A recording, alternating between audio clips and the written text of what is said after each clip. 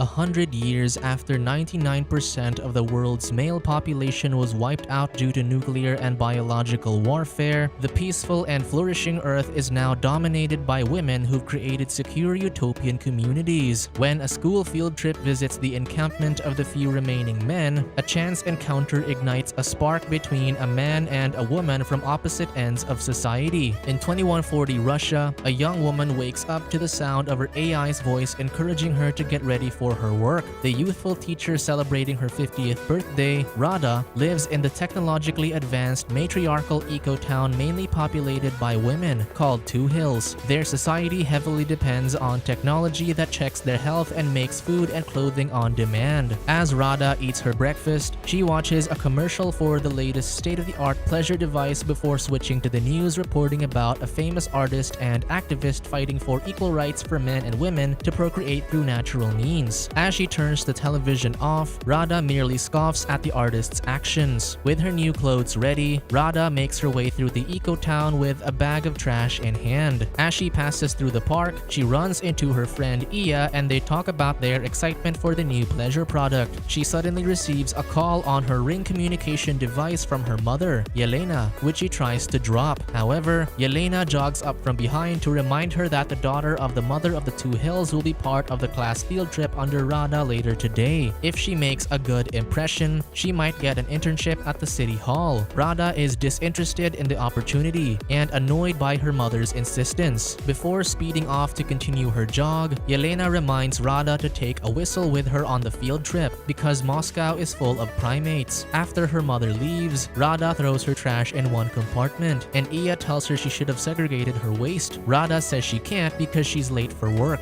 A policewoman on a bicycle sees this and deducts social points from Rada for breaking the rules, then rewards Iya points for reminding her friend. These points are currency in their society and also determines their place in the social hierarchy. She immediately hails a ride that takes her to a shuttle where she'll be conducting her class. As Rada enters the vehicle, she apologizes to the students for being late and starts her lecture with a short video. The video explains how men used to rule the world and oppress women through greed and war. Along with increasing global warming and war, the Earth and society as a whole was on the brink of collapse. In the year 2030, a conflict between the United States and North Korea escalates to the latter creating a virus that they sent to the US to annihilate all the men. However, the virus mutated and spread worldwide, eradicating 99% of the male human species. The disease brought terror, sorrow, and loss to mankind when science failed to find an immediate cure. As years passed, women stepped up and started ruling the world. They solved all the problems the men had started, so global warming lessened, pollution decreased, and the preservation of animal and plant life persists. Because almost all diseases have been eradicated, life expectancy has since jumped to 150 years, explaining the women's youthful appearances despite their ages. While there is a decreasing number of male births, most have decided to move to the outskirts of eco-towns, where they remain in their primitive ways of life, lacking high-quality food, education, or technology. Beyond the eco-town barrier, the men are loitering around the slums with a few rough-looking women that had joined their colony. Meanwhile, Gira bargains for a crucial computer part, but the man doesn't give in. To fool the seller, he brings out a fidget spinner and acts as though he's contemplating the man's asking price. Intrigued by the toy, the seller foolishly trades for the spinning device with the computer cable, and even throws in a poster featuring a beautiful woman.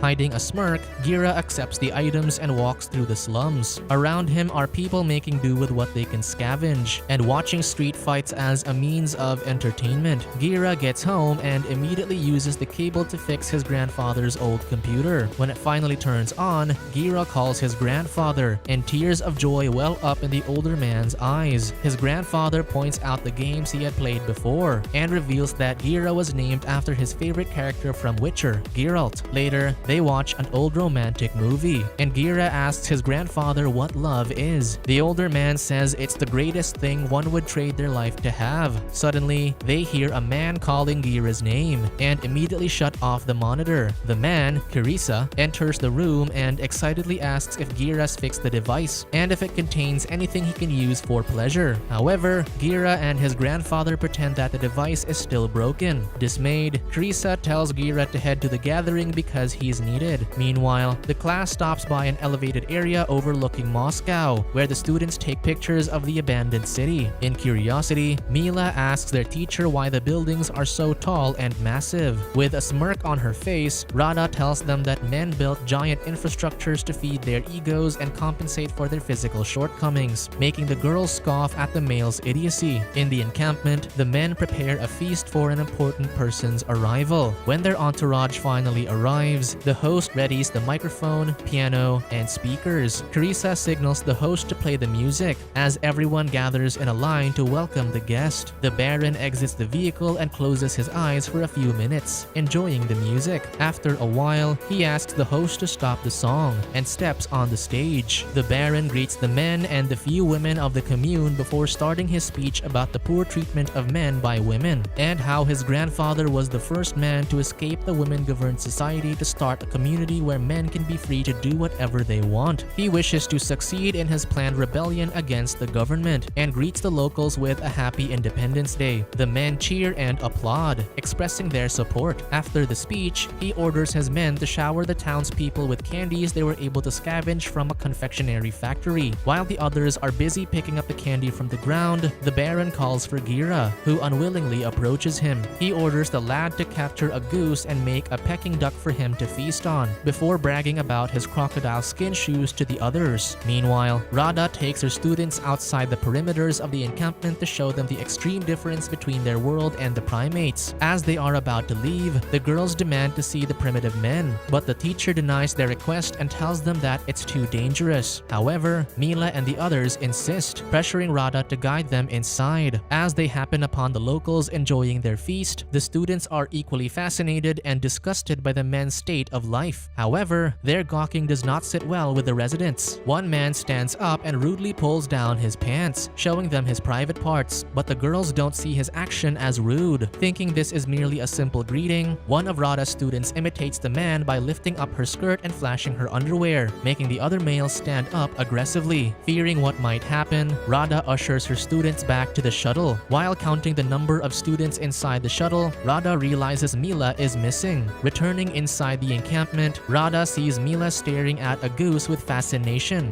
Gira suddenly appears and decapitates the poor animal with a machete, horrifying the women. When he hears someone else approaching, Gira calls them into hiding. As they hide behind a wall, Gira can't help but stare at the beautiful woman beside him. After the passing man leaves, Rada thanks Gira for saving their lives, but the lad is completely mesmerized by the teacher's beauty and kisses her. Taken by surprise, Rada blows her whistle in panic, alerting the other men to find and capture them. After presenting the captives to the Baron, he organizes a slapping competition, in which the winner gets to procreate with the women. Fearing for their safety, Gira volunteers, and the Baron chooses his imposing bodyguard, Giant, as his opponent. The Baron grants Gira the first hit. He winds his arm back and slaps the bald man with all his might, but Giant is unfazed. When it's Giant's turn, he swings his arm toward Gira's face, but he expertly evades the slap, and Giant hits the Baron instead,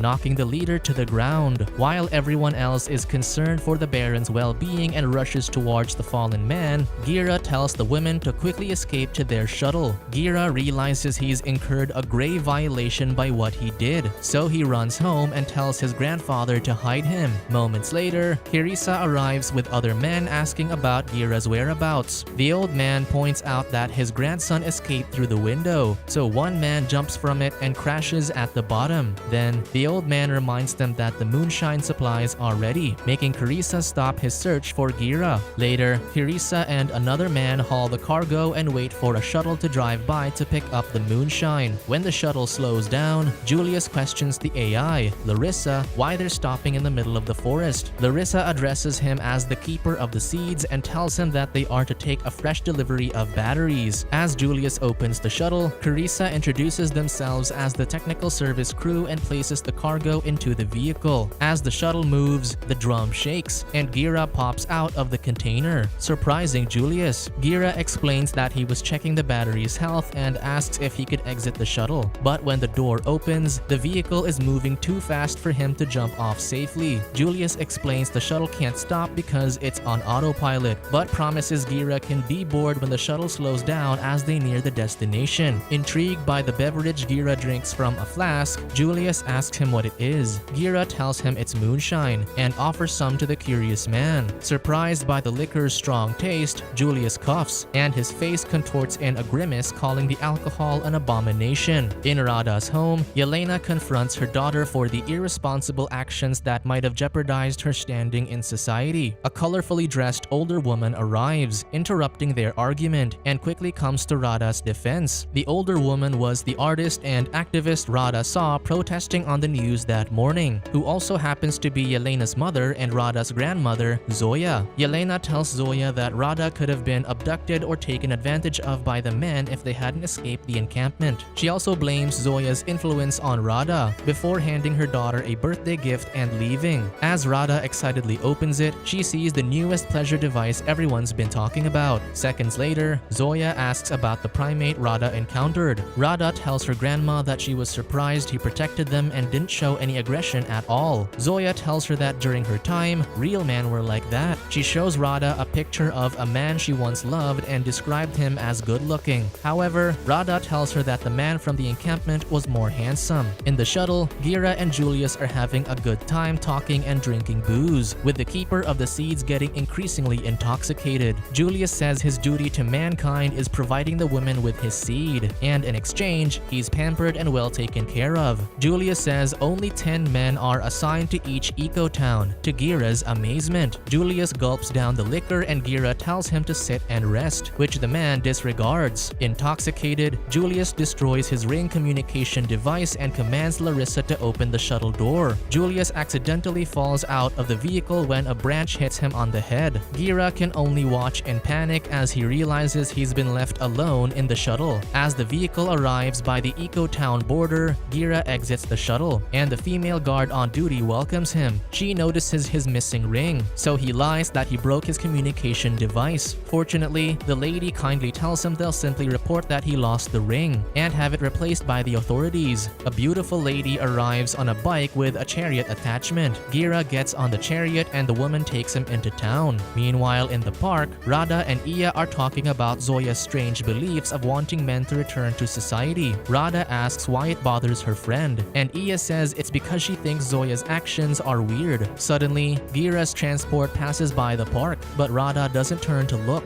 missing the opportunity to see him. As Gira rides through the eco-town, the women clap and happily greet the new keeper of the seeds. They finally arrive in the city hall, and Vera, the mother of the two hills, greets Gira. They offer him an apple as a welcoming gesture to their community, which the lad and Vera each take one bite of. As the clock chimes 7 o'clock, everyone pairs off and shares hugs. Gira, who's now pretending to be Julius, gets to hug Yelena. While embracing her secretary, Vera asks if the moonshine has been received, which the secretary affirms. Gira is then taken on a tour of his new home, and he's in awe of the amenities the other seed keepers are currently enjoying. Eager to get started with his job, believing he'll be sleeping with women to propagate his seed, Yelena guides him to another room. Before he enters, Gira asks Yelena if she'll be joining him inside. The woman notices his inexperience and assures him someone else will be catering to him inside. As Gira enters the room, a middle-aged woman, Luba, greets him, much to his dismay. She gestures for him to sit on a reclining chair, while she brings in an extraction machine. Luba attaches the suction hose onto Gira's member, and he realizes this is their method of collecting his seed. Although initially uncomfortable, Gira relaxes and imagines Rada during the process. Meanwhile, in her home, Rada takes the pleasure device to bed with her and imagines Gira the same way. Back at the slums, the real Julius groggily stumbles into the men's territory, asking for water, before passing out from exhaustion. Subscribe to watch more videos like this, turn on notifications and leave a like to help the channel out. Thank you for watching.